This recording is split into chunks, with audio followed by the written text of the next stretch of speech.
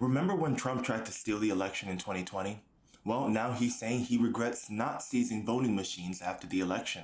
See, January 6th did not just happen out of nowhere. It happened after weeks of Trump telling supporters that the election was stolen, pushing conspiracies about mail-in voting and immigration, and even after several courts proved that there was no fraud, he still decided to make comments to incite an insurrection. And even after there were recounts of the ballots and even more investigations into fraud, the courts came up with nothing. All this is to say that the investigations have been done and government officials from both parties say that there was no widespread fraud. Yet Trump has never dropped the big lie. And now we know that behind the scenes, Trump was considering using the military to seize voting machines during the election.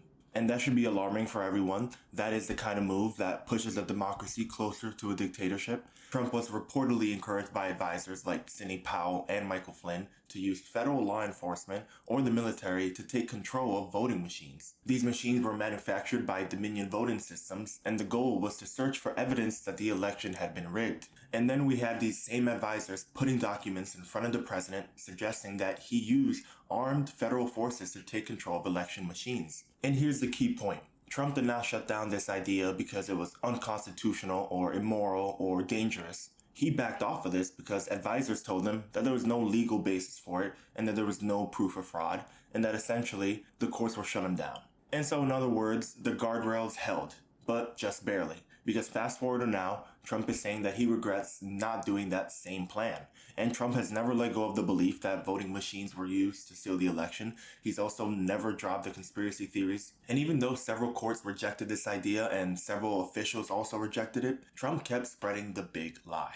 And so as a result of Trump spreading this big lie, he fueled anger among some of our most misinformed, radical, and conservative populations. And this eventually exploded at the Capitol.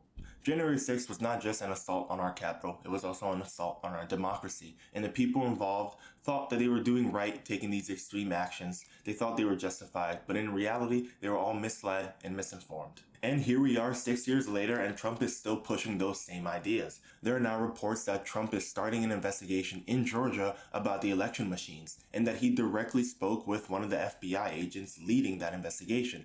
And that raises some serious concerns, because presidents should not be calling the frontline investigator of a case, especially when it has to do with their own political interest. My reasoning here is simple. There should be some level of separation or some kind of independence between the FBI, who's committing an investigation into election fraud, and the president who's been accused of spreading misinformation.